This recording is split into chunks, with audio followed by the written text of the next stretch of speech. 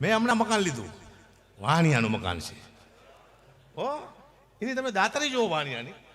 મને કે કુબા આમાં ચાર અમારે કંઈ લઈને નથી જવાનું મકાનમાંથી, તમને ખાલી મકાન આપી એક ચમચી નથી લઈ જવાની. 4 AC છે, બધું હા, 4 TV છે, 4 ફ્રીજ છે, ગાડી છે, બાઇક છે, સાયકલ છે, ગાટલા ઘોટલા શેટી બેટી બધું આમાં છે.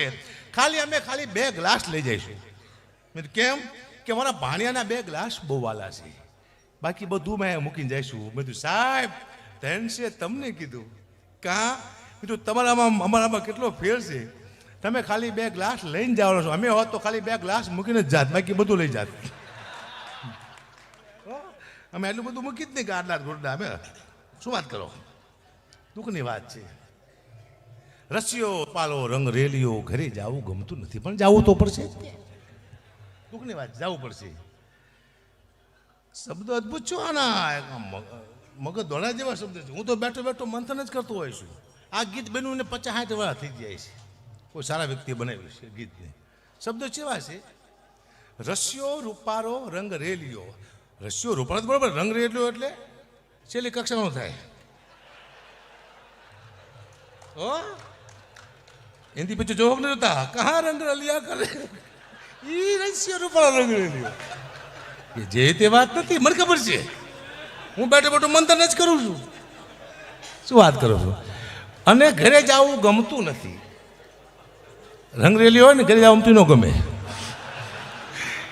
લાલ આખું કઈ 4 વાગે વહેલો જતો હોય ને જવાય ઘરે, આખું બુદ્ધો જ અલગ છે આનો. આ તો કોઈ ધ્યાન નથી આપતા. હું તો બેઠો આમાં પુરાવા સાથે બોલું, મારે પુરાવા હોય તો જ બોલું. પણ લોકોને મજા આવે એટલે અમે ગઈ છીએ, કારણ કે અમે કલાકાર છીએ. અમને જે આપવામાં આવે અમે ગઈ. કોણ શું બનાવે છે અમારે ગાવાનું, કોઈ અમને કે આ તમે કેમ ગાયું કે પૂછો કવિને.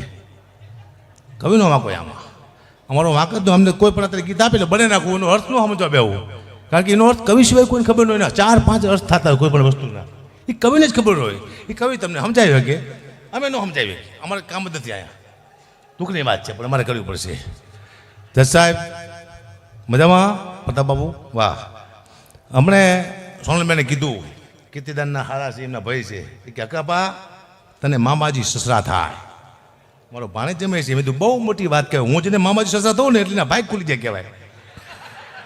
કેવી મોટી વાત. આવો તારકાસુ જેવો મામાજી સસરા એટલે મોટી વાત કહેવાય. તો દુઃખની વાત છે, કરવી પડશે. ભયાનક દુઃખની વાતો લઈને નીકળ્યો છું અહીંયા હું. સાહેબ ધરતી છે જુનાગઢની.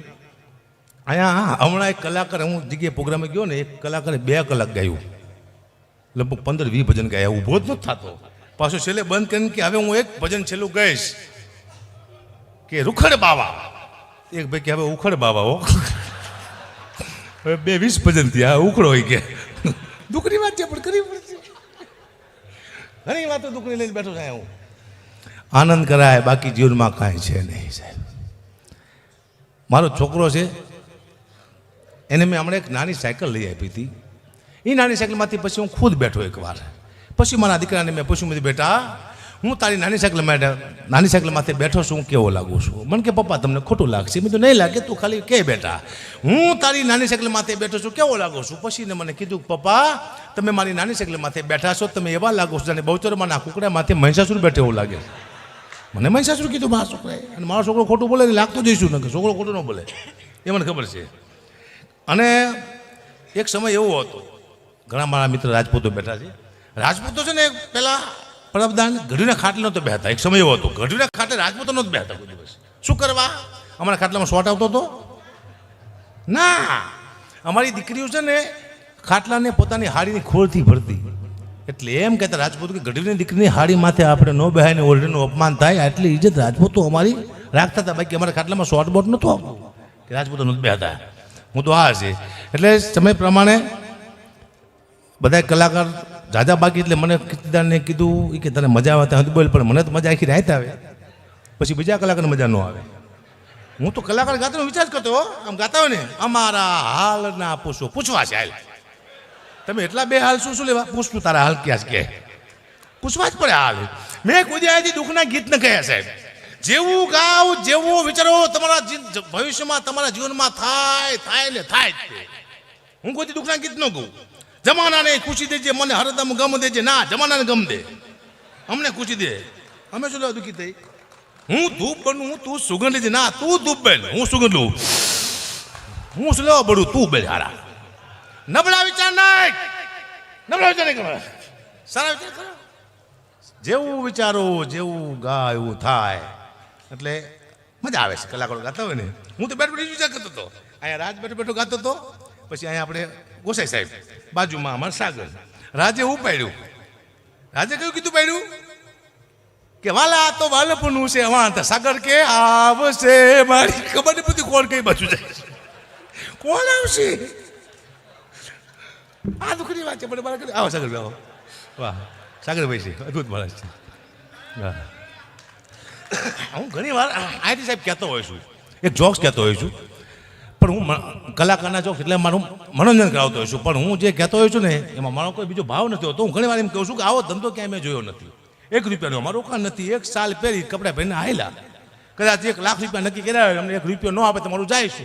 રોકાણ તો કંઈ છે નહીં, પણ હકીકતમાં ઘણું બધું જાય છે. કલાકાર કઈ સ્થિતિમાં છે હું તમને કહું છે.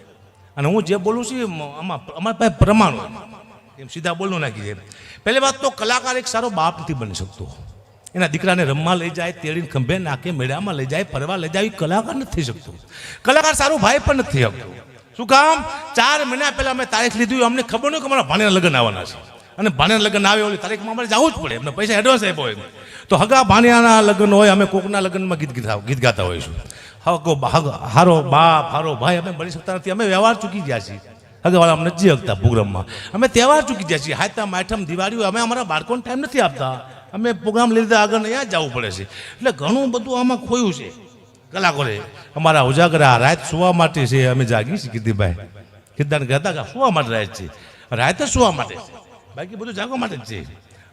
અમે સુવાનું નિશાચરમાં આવીએ. અમે નિશાચર કોઈ ટાઈમ ટેબલ નિશાચર કહેવાય. એવા બેઠા હોય આમ સાહેબ ગાડીમાં તૂટી આવવાની હોતા મને ખબર છે. 4 વાગે ઉઠો, આમ વાર થઈ જાય જ્યારે પાણીમાંથી મરી ગયેલો કાગડો ગાડી આમ.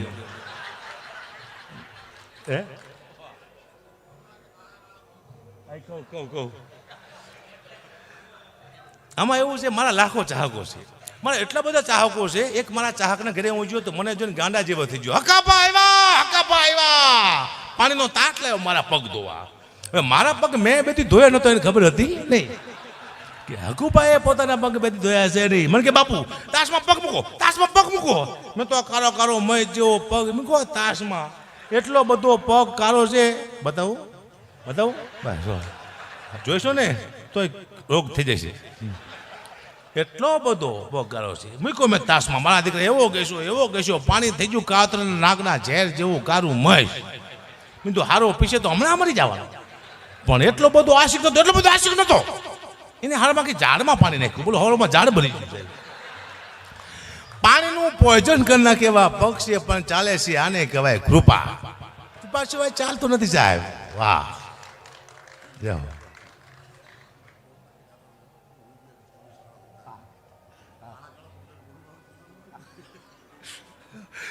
અમે ગાડીમાં, હું કીર્તિભાઈ અમે જાતા ગાડીમાં, ટોલ ટેક્સ આવ્યો તો મને કે હકા વાત તારે સ્ટાફમાં કહી દઈ કે સ્ટાફમાં છે. તો મને કે તારા પગ ઢાંકી દે, કાળા છે કે. મેં તું પોલીસવાળાના પગ કાળા ન હોય, મારા પગ ઢાંકવાના. મને કીધું ગુંડો કીધું પણ પોલીસ સ્ટાફ પણ ના કરે જાઓ.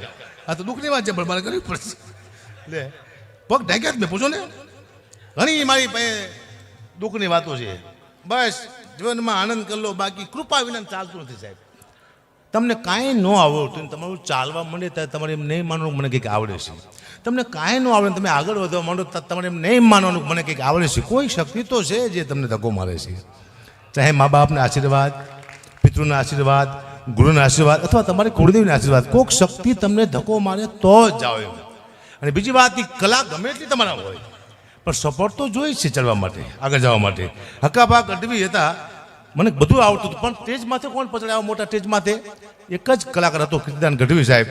એ મને લઈ જતો અને બારડોલીના પ્રોગ્રામમાં એવું પહેલો કલાકાર બોલવાનો છે કે હકાભા ગઢવી સિંહ તમે સાંભળજો, તમને બહુ મજા આવશે. મજા નહીં આવે એ તો પૈસા એના તાબી, પણ મારા પૈસા હું અહીંયાથી નહીં લઉં. આવો પહેલો દાખલો છે કીર્તિદાન ગઢવીનો, તમને મજા આવશે. અને તેથી મને પરસો વળી ગયું, બધું આપ નહીં મજા આવે તો એ કે આવશે તે અને આવી તાની મને મજા આવી જાય છે. હા, એક માયાભાઈ આહિર એને મને પહેલાં બેહાર્યો છે. બહુ મોટો હાસ્ય કલાકાર કહેવાય, પણ પહેલાં મને બેહાડતા ને કે માયાભાઈ બોલીને ઊભા થયા પછી મને કોણ મારો બાપ સાંભળે ના, એ સાંભળતા મને. આ દુનિયામાં આગળ જવા માટે કોઈકનો સપોર્ટ જોઈએ છે. મારો એક પણ ઇન્ટરવ્યૂ એવું નહીં હોય જેમાં મેં કીર્તિબેન માયાભાઈને યાદ નહીં કર્યા છે. હું તો કોઈ એક મારી માટે કંઈક કર્યું હોય એને ભૂલતો નથી, અને ભૂલી જાય કલાકાર નથી. ભૂલવું ના, તમારા માટે કોઈ પણ કંઈક પણ કરે અને એક તમારા 10 કામ કરે ને એક ન કરે તો એને માફ કરી દઉં, કારણ કે 10ને યાદ રાખવા, એક ન કરે ચાલે એમ. આ તો દુનિયામાં એવું છે કે 10 કામ કરે ને એક ન કરે એટલે મારા દુશ્મન થઈ ગયો આપણે આ દુનિયામાં હાલી રહ્યું છે મુદોઈ સાહેબ. એટલે મેં વિચાર્યું હતું કે હું આવડો મોટો કલાકાર થઈશ. તે મને અને આ દુનિયામાં હું શું લેવા આવ્યો મને ખુદ જ ખબર નથી. જો હું ડાયરામાં જોઉં, પૈસા આવ્યા ઘરે આપ્યા, ડાયરામાં જો પૈસા આવ્યા ઘરે આપ્યા, પાછો ડાયરામાં જો પૈસા આવ્યા ઘરે આપ્યા. હું તો ઘરે ખાતો નથી, તો હું પૈસા ઘરે શું લેવા આપું છું? હું કે દાડીઓ છું, મજૂર છું? અરે હું શું કોણ આ દુનિયામાં? દુઃખની વાત છે. પણ આ દુનિયામાં માણસ પોતાના માટે નહીં બીજા માટે આવે છે. પોતાની દીકરી માટે, બહેન માટે, મા માટે, પત્ની માટે, બીજા માટે. પોતાના માટે માણસ કોઈ આવતો જ નથી. અને પત્ની હમતી નથી કોઈ ભાઈ. જ્યારે પુરુષ ઘરે જાય ને એટલે પત્ની એક જ વાત કરીને પાણી નથી પાતી. પેલા એ છોકરાની ફી બાકી છે, બાટલા લાવવાના છે, આના પૈસા આપવાના છે, તમે આટલા મોડા કેમ આવ્યા? નક્કીની ખબર હોય છે કે માથી કેટલું દેવાનું છે, કોઈએ ગાયું દીધી છે, કોઈને માર્યું હોય છે, કોઈનું અપમાન કર્યું છે, પત્નીને ખબર જ નથી. પણ હું તો એમ કહું છું પત્ની જેટલી પણ છે કે પતિ આવે એટલે પહેલાં એમ કહેવાનું કે આવો બેસો, પાણી આપવાનું, પછી પૂછવાનું તમને કોઈ માર્યા જ નથી ને? કે ના, તો ખાંડ લાવવાની છે, બહુ સારું લાગશે. નહીં પૂછી શકે, પતિમાં તાકાત જ નથી. રામદાસ બાપુનું એક ભજન સાંભળતો આવું છું. એ ભજન એવું છે કે કોઈ માણસ મરી ગયા પછી પાછળ ગાવાનું આવે છે, પણ જીવતા માણસ પાછળ ભજન ગવાય ખરું? તો મેં સાબિત કર્યું ગવાય. હું તમને પેલા શબ્દ સંભળાવું એકાદ વગાડતા નહીં વગાડતા એના શબ્દ એવા છે.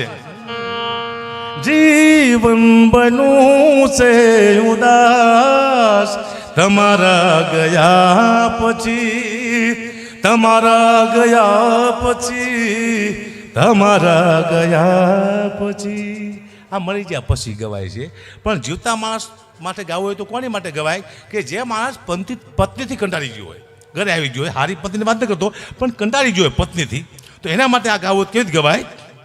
જીવન બનું છે ઉદાસ તમારા આવ્યા પછી, તમારા આવ્યા પછી, તમારા આવ્યા પછી.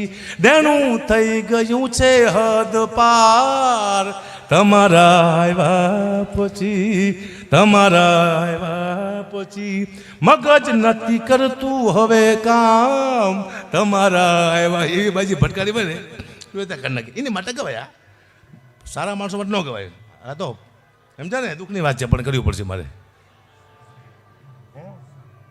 સનસની ઘણા ટાઈમ થઈ ગયો. હા, સનસની કહું, તમે 1 લાખ રૂપિયાનું દાન કરજો, તમારો ટીવીમાં પેપરમાં ફોટો નહીં આવે, ન્યૂઝમાં સનસનીમાં કે આને દાન કર્યું, પણ તમે કોઈકને છરી મારીને લાખ રૂપિયા કોકની માહિતી લઈ લેજો તો તમારો ફોટો આવશે ટીવીમાં. શું કરવા? તમે ખરાબ કામ કર્યું. આ દુનિયામાં ખરાબની વેલ્યુ એટલે હારાની વેલ્યુ નથી. મેં જોયું બધી થવી જાય છે. અત્યારે હું અહીંયા સાહિત્ય કરું છું, મારો ટીવીમાં, સનસનીમાં, નાટકમાં ફોટો ને એવું ન આવે કે હકાબા ગઢવી સાહિત્યકાર છે, પણ અહીંયા અત્યારે હું ગાડ્યું બોલવા માંડું જીમ ફાવે એમ, અને તમે મંડો મને મારવા, લોહી જાણ કરી નાખો તો એ હવારમાં પાછું આવે ટીવીમાં, સનસનીમાં. પણ કેમ આવે ખબર છે? સનસની જુઓ, કાળો કાળો ચહેરો જુઓ. આ છે સાહિત્યકારના ભેષમાં શેતાન, જે હમણાં જ કરતો હતો મહાભારત અને ગીતાની વાતોને અચાનક મને ગયો બોલવા, ગાળોને પબ્લિકે ચખાડ્યું મેથી પાક, કારણ કે એનો જતો વાહ. એ તો સાલો મરી ગયો, એ તો સાલો મરી ગયો, પણ સાથે મરી ગયા 2 નિર્દોષ કલાકાર, જેનો વારો પણ નહોતો આવ્યો ગાવાનો, આવી ગયો વારો મરવાનો. જો બેન્જાવાળો ભાગી રહ્યો છે જુઓ, જો તબલાવાળાએ મુઠ્ઠી વાળી દીધી જુઓ, જો મંજારાવાળો ઉઘાડ પગ ચડ્યો ખટારામાં જુઓ, ડાયરો થઈ ગયો વિકન સિકન સનસની બોલો હની બની એટલી વાર લાગે. અને બધાય કલાકારો અત્યારે જૂનાગઢમાં આવે છે, કારણ કે આના સિવાય બીજું કોઈ ઓપ્શન નથી કલાકાર પાસે. જૂનાગઢમાં જ આવવું પડે, કોઈ ઓપ્શન નથી, જૂનાગઢમાં જવું પડે. મને ખબર છે કીર્તન થઈ ગયા મારા જોક્સ મારે જાય છે હા કારણ કે નવી વસ્તુ આજ આપવાની છે શિવરાજ છે ને સોચા કાઢી નાખવા આજ હા હા કારણ કે હું સાંભળવા જેવો માણસ છું જોવા જેવો નથી તમે યાદ રાખજો તમે મને જોઈને ખુશ ન થઈ શકો કે હકુબા કેવા સુંદર છે નહીં સાંભળવા જેવો માણસ છું હા આ દુનિયામાં આનંદ કરવાનો બાકી કોઈ વસ્તુ છે નહીં કારણ કે કલાકારો ઘણા જુનાગઢમાં આવ્યા છે પાછા હોત વયા જવાના ને કે પહેલાં એવું હતું 50-60 વર્ષ પહેલાં જે લોકો અહીંયા આવતા ને એ કંઈક બનીને જતા કાં સાધુ બનતા કાં સંત ને કાં સારા વિચાર લઈને જતા અત્યારે કંઈ બનીને જતા પણ કોકને બનાવીને વહી જાય મારી બનાવીને વહી જાય દુઃખની વાત છે પણ કરવી પડશે મારે ઘણી દુઃખની વાતો લઈને બેઠો છું બધી દુઃખની ભૂખની વાત હું કંઈ કરતો જ નથી મેં જીવનમાં બહુ જોયું છે હા